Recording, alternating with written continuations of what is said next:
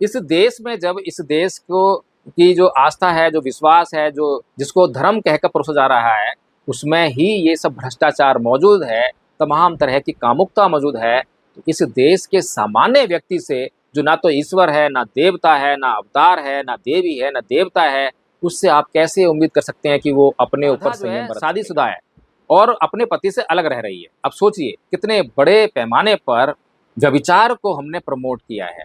फिर जो कृष्ण की पत्नी है वो रुक्मिणी है, राधा पत्नी नहीं है, लेकिन हमेशा तस्वीरों में आपको राधा दिखाई देती है। और रुक्मिणी पत्नी है, रुक्मिणी आपको कहीं दिखाई नहीं देती है। तो आपने खुद जो है इस देश के लोगों को क्या मैसेज दिया है? जय भीम, नमो बुद्धाय। साथियों, अभी बहुत ही भीभत्स घटना देखने को सुनने को मिली। 13 साल की एक बच्ची के साथ 32 लोगों ने बलात्कार किया, उसके शरीर को नोचा और उसकी मृत्यु हो गई। ये घटना जो है सहन करने योग्य नहीं है। जो भी व्यक्ति इस देश में रहता है, संवेदनशील है, करुणामयी है, उसके भीतर दया है, तो इस घटना पर जो है रोने का उसका मन जरूर करेगा। वो ये सोचेगा कि ये जो बच्ची है, ये बच्ची इस देश की बच्ची है, ये बच्ची जो है इस देश की है, तो मैं भी इस देश का निवासी हूँ, तो ये बच्ची मेरी भी है। अगर ये बच्ची मेरी है तो ये जो घटना है, ये जो अपराध है, ये मेरे साथ हुआ है। अगर ऐसी सोच जो है इस देश का प्रत्येक व्यक्ति बना ले, तो मुझे लगता है कि इस देश को, भारत देश को हम भारत राष्ट्र में तब्दील करने में सफल हो सकते हैं। लेकिन समस्या साथियों ये है कि तिरंगा हाथ में उठा लेने से, हवा में लहरा देने से कोई देशभक्त नहीं हो जाता, कोई राष्ट्रभक्त नहीं हो जाता। देश जो है राष्ट्र नहीं बन जाता, बल्कि देश को राष्ट्र बनाने के लिए, देशभक्ति को जहन में लाने के लिए आपको वो काम भी करना पड़ता है। आपको इस देश की भलाई के बारे में सोचना पड़ता है। इस देश में क्या गलत काम हो रहा है, उसको सही कैसे किया जाए, इसके बारे में सोचना पड़ता है। साथियों, आज जो ये माहौल है जिसके कारण ये जो 32 लोगों ने एक 13 साल की लड़की के साथ में जो है इतनी भीभत्स घटना को अंजाम दिया है, आखिर इसके लिए दोषी कौन है? क्या केवल वे 32 लोग दोषी हैं, या हमारे समाज का जो सामाजिक वातावरण है, जिसमें ये जो सेक्सुअलिटी है, ये जो नग्नता है, इसको प्रधानता मिली है, ये दोषी है? साथियों, आज जो फिल्मों का स्तर है, आज जो सोशल मीडिया पर जो आप जो मटेरियल देखते हैं, जो उसका स्तर है, उसकी स्तरहीनता कितनी नीचे आ गई है, अगर उसका जिक्र करना चाहूँ तो बयां करना मुश्किल है। लेकिन साथियों, सवाल ये उठता है कि इसके लिए दोषी कौन है?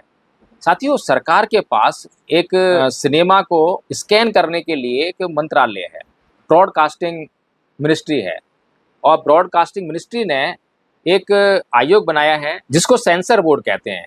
यानी कि वो किसी भी ऐसे मटेरियल को जो पब्लिक को पेश करने जा रहे हैं, तो उसको पहले चेक करता है कि ये पब्लिक में पेश करने लायक है या नहीं है। लेकिन आपको जानकर बड़ा ताज्जुब होगा कि इस सेंसर बोर्ड ने पिछले 70-80 सालों में फिल्मों को कहाँ से लाकर कहाँ खड़ा कर दिया है।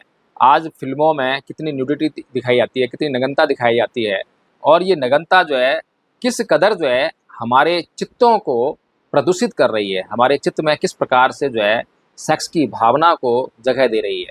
साथियों, इस अंजाम के लिए केवल इन 32 लोगों को दोषी ठहराना ये जायज़ नहीं है। और कुछ लोग जो हैं आज उनको फांसी देने की बात कर रहे हैं, भीबस दंड देने की बात कर रहे हैं। निस्संदेह वे इस अपराध के लिए दोषी हैं और उनको ऐसी सज़ा देने का हमारा मन करेगा। लेकिन उनको सज़ा देने से भी ज़्यादा हमें इस बात की ज़रूरत है कि क्या एक लड़की के साथ में जो घटना घटी है, और जो बहुत सारी ऐसी लड़कियों के साथ में जो घटना घट रही हैं, जिनके की रिपोर्ट्स नहीं होती हैं, जिनकी सोशल मीडिया में खबर नहीं आती हैं, क्या उनके बारे में हमें सोचने की ज़रूरत नहीं है? केवल एक ही घटना के अपराधियों को सज़ा देने से हमारा काम चल जाएगा? क्या हमें नहीं चाहिए कि हम जो है इस देश में ऐसा माहौल बनाएं कि कानून की हमें ज़रूरत ही ना पड़े? साथियों, आपको याद होगा निर्भया कांड। निर्भया कांड के बाद जो है पूरे देश में एक ऐसा आंदोलन चला, और उस आंदोलन का फ़ायदा उठाकर केजरीवाल जी ने सरकार तक बना ली। लेकिन उस निर्भया आंदोलन में क्या मांग थी? कि जो बलात्कार के अपराधी हैं उनको जो है सज़ा उनकी बढ़ाई जाए। तो सरकार ने जो है कानून में परिवर्तन किया और सज़ा को बढ़ा भी दिया। उस समय भी मैंने वीडियो बनाकर ये कहा था कि सज़ा को बढ़ाने से अपराध कभी कम नहीं हो सकते। सज़ा को बढ़ाने से अपराध कम होते तो हम सभी प्रकार के अपराधों को कब का ख़त्म कर चुके होते। लेकिन ऐसा नहीं है साथियों, क्योंकि अपराध जो है कानून में नहीं बसता है, अपराध जो है अपराधी के दिमाग में बसता है।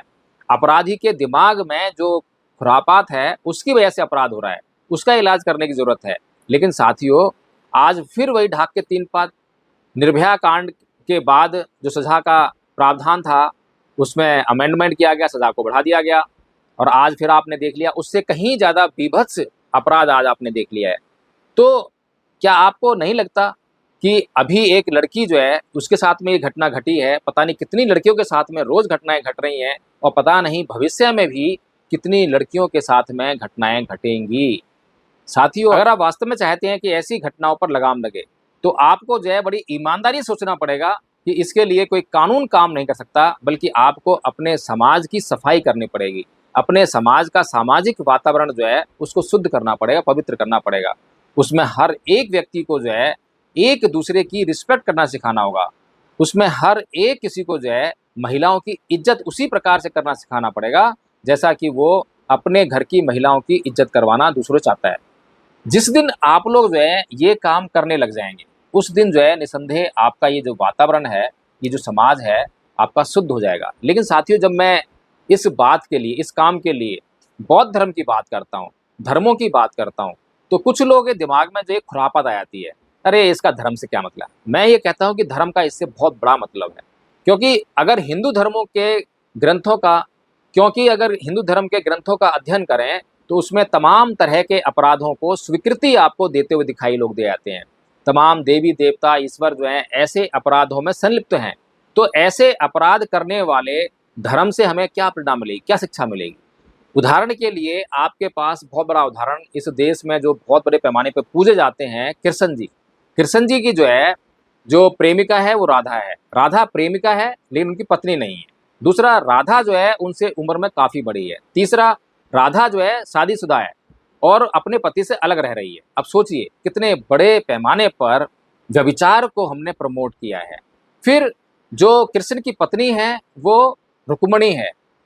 राधा पत्नी नहीं है लेकिन हमेशा तस्वीरों में आपको राधा दिखाई देती है, और रुक्मणी पत्नी है, रुक्मणी आपको कहीं दिखाई नहीं देती है। तो आपने खुद जो है इस देश के लोगों को क्या मैसेज दिया है। फिर इसके अलावा 16,000 रानियां और हैं। 16,000 पत्नियां नहीं है वो, 16,000 जो है रानियां हैं जिनको वो भगा कर लेकर आए हैं, किसी को किस तरह से, किसी को किस तरह से। इस तरह से जो है इस देश में, जब इस देश को की जो आस्था है, जो विश्वास है, जो जिसको धर्म कहकर परोसा जा रहा है, उसमें ही ये सब भ्रष्टाचार मौजूद है, तमाम तरह की कामुकता मौजूद है। तो इस देश के सामान्य व्यक्ति से, जो ना तो ईश्वर है, ना देवता है, ना अवतार है, ना देवी है, ना देवता है, उससे आप कैसे उम्मीद कर सकते हैं कि वो अपने ऊपर संयम बरत सकेगा। तो साथियों, बात केवल एक अपराध की नहीं है, कुछ अपराधियों की नहीं है, बात इस देश के सामाजिक धार्मिक सिस्टम की भी है। इस देश के सामाजिक और धार्मिक सिस्टम में ही समस्या है, और उस सिस्टम को सही करने के लिए भारत के लोगों को बौद्ध धर्म के रूप में बहुत बड़ी व्यवस्था मिली, बहुत बड़ी दवा मिली। लेकिन भारत के लोगों ने अपने दुर्भाग्य के कारण उस दवा को जो है खो दिया, और भारत में जो राजनीतिक व्यवस्था के लालची लोग जो हैं वो बौद्ध धर्म से जो है इस देश के लोगों को नाता जुड़ने ही नहीं देते हैं। इसीलिए जो है साथियों, आज आप लोगों को, आम जनमानस को बौद्ध धर्म की अहमियत समझनी पड़ेगी, क्योंकि बौद्ध धर्म और हिंदू धर्म में बेसिक अंतर इसी बात का है। हिंदू धर्म के बारे में जब आप पढ़ेंगे तो आपको केवल और केवल जो चित्त के विकार हैं, चित्त मतलब जो आपका मन है, मन के अंदर आपके काम है, क्रोध है, मोह है, लोभ है, द्वेष है, तृष्णा है, ईर्ष्या है, ये जो विकार हैं इनको बढ़ाने की बात जो है हिंदू धर्म में होती है। आप तमाम साहित्य पढ़ लीजिए, आपको केवल इन विकारों में जो है फ्यूलिंग यानी ईंधन देने का ही काम होते हुए दिखाई देगा। दूसरी तरफ बुद्ध जो है इन विकारों को कम करना, और कम करने से शुरू करके जो है शुद्धता और परिशुद्धता तक लेकर जाते हैं, यानी कि आपके मन को पवित्र बनाने की तरफ बढ़ते हैं। लेकिन हिंदू धर्म तो जो है, अगर आपका मन अब अपवित्र हो गया है, आपसे कोई पाप हो गया है, तो गंगा में डुबकी लगा लो, तमाम तरह के वो जो है साधन मुहैया करा देते हैं, कोई यज्ञ करा लो, ये पूजा पाठ करा लो, तो आप शुद्ध हो जाओगे, पवित्र हो जाओगे। अपराध करने से कोई कैसे पवित्र हो सकता है। याद करिए, भगवान बुद्ध ने जब अंगुलीमाल को सुधार कर और अपने साथ में भिक्खु बना लिया, उसके बाद अंगुलीमाल जो है भिक्षाटन करने के लिए नगर में गया और लोगों ने उसको पहचान लिया और उसको पत्थर मार मार कर लहूलुहान कर दिया, लेकिन भगवान बुद्ध की शिक्षा को पाकर उसने किसी पर एक उंगली तक नहीं उठाई और वापस लहूलुहान होकर जो है बुद्ध के पास आया। तो बुद्ध ने उसे क्या कहा? बुद्ध ने कहा कि अंगुलीमाल सहन कर, अंगुलीमाल सहन कर, क्योंकि प्रत्येक कर्म का विपाक तो मिलता ही है, प्रत्येक कर्म का परिणाम तो मिलता ही है, उस परिणाम को भोगने के लिए हमें तैयार रहना चाहिए। तो साथियों, भगवान बुद्ध ही एकमात्र ऐसे शास्त्र हैं जो इस देश के लोगों का कल्याण करने के लिए ये नहीं कहते कि वो चमत्कार करेंगे, बल्कि वो ये कहते हैं कि आपके कर्म ही ये तय करेंगे कि आपके साथ में कैसा आपको जो है परिणाम भुगतना पड़ेगा।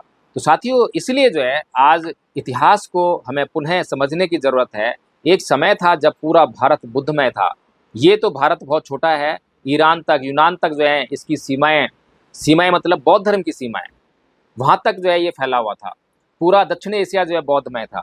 लेकिन आज जो है वहाँ तो आपको दक्षिण एशिया में आपको बौद्ध धर्म देखने को मिल जाएगा, लेकिन इस्लाम के आक्रमण के बाद जो है ईरान की साइड से जो है सारा जो बौद्ध धर्म है वो नष्ट हो गया। आज आपको अफगानिस्तान और पाकिस्तान में सारे मुस्लिम लोग दिखाई देते हैं, लेकिन चिन्ह आज भी आपको जो है दिखाई देते हैं। इतिहास आज भी चीख चीख के बोल रहा है कि ये सारी भूमि जो है बौद्धों की थी, इस सारी भूमि पर जो है बौद्ध बड़ी सुख शांति और समृद्धि के साथ में रहते थे। तो साथियों, भारत का इतिहास ये कह रहा है और भारत का इतिहास आपको जो है फिर से आमंत्रित कर रहा है कि आइए फिर से बौद्ध धर्म को समझिए, बौद्ध धर्म से अपने जीवन जिए और फिर से जो है अपने जीवन में सुख शांति और समृद्धि को लेकर आइए।